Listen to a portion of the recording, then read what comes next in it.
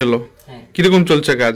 হ্যাঁ, কাজ তো ভালোই চলছে। আমার তো কাজ মানে 15তম দিনের মাথায় কমপ্লিট হয়ে গেছে আর কি।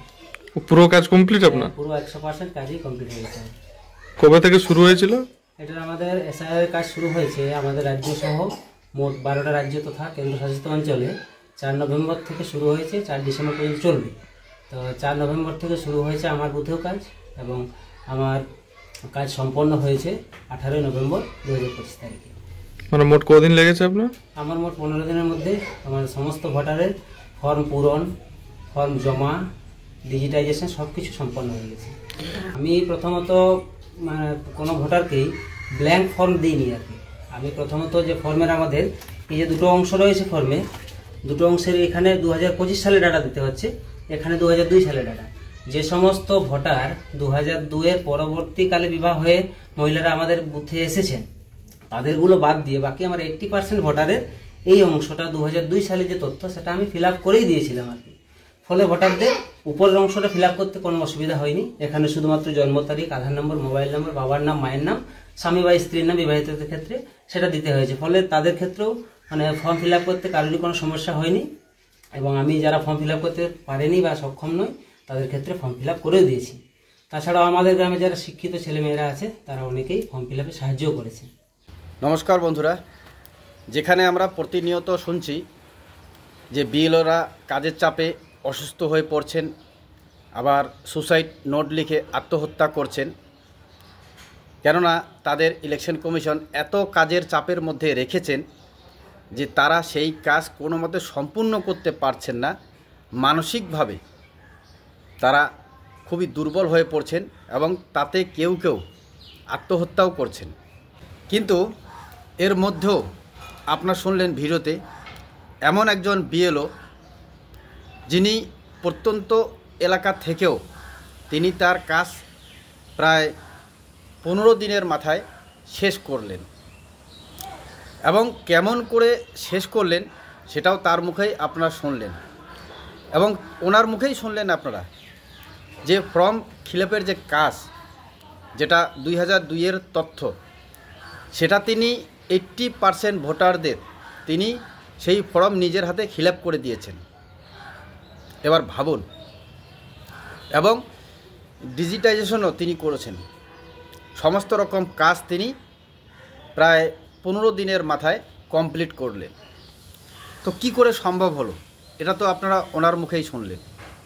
কিন্তু তার মধ্যেও দেখা যাচ্ছে আমাদের রাজ্যে কিছু বিএলও আছেন, এখন তো সোশ্যাল মিডিয়ার যুগ, সবার সামনে চলে আসছে, মানে হাউমাউ করে কান্না করছেন।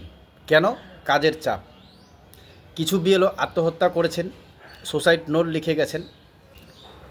আবার কোথাও কোথাও দেখা যাচ্ছে যে যারা মরছেন তাদেরকেও আমাদের রাজ্য সরকার ক্ষতিপূরণ দিচ্ছেন, আবার যারা অসুস্থ হচ্ছেন তাদেরকেও ক্ষতিপূরণ দিচ্ছেন। তো কাজেই এই সমস্ত সোশ্যাল মিডিয়ায় যারা অসুস্থ হচ্ছেন তাদেরকে নিয়ে অনেক চর্চা, কাজের চাপ। কিন্তু সেই চাপের মধ্যেও একজন বিএলও, যিনি সম্ভবত পুরুলিয়া জেলার বাঘমন্ডি থানার গাগি গ্রাম এবং Gagi primary school room number 1 booth, সেই বুথের তিনি বিএলও, তিনি তার কাজ প্রায় 15 দিনের মাথায় সম্পূর্ণ করে ফেললেন। এবং 2002-এর তথ্য যেটা, সেটা 80%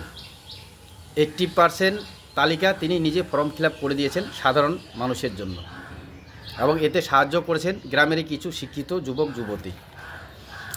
তো ভাবুন, যেখানে বিএলওরা অসুস্থ হচ্ছেন, কিন্তু আমি বুঝি না, এনার বক্তব্যে পরিষ্কার যে তিনি কতটা নিখুঁতভাবে, যেহেতু তিনি মনে করেছেন এই কাজ আমাকেই করতে হবে, যার জন্যে তিনি তার কাজ করতে গিয়ে এতটাই নিখুঁতভাবে করেছেন এবং এত তাড়াতাড়ি হয়ে গেছে ওনার কাজ, যেখানে বাকি বিএলওরা পিছিয়ে।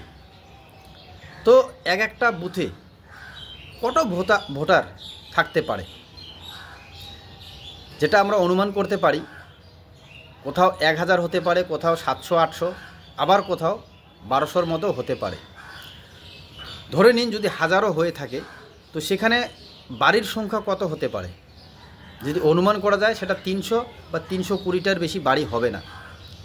তো সেই সমস্ত বিএলআরও যারা এই বাড়ি বাড়ি গিয়ে ফর্ম ফিল আপ করবেন বা ফর্ম জমা নেবেন, তাদের এত চাপ হয়ে যাচ্ছে যে তারা সুসাইড পর্যন্ত করে ফেলছেন।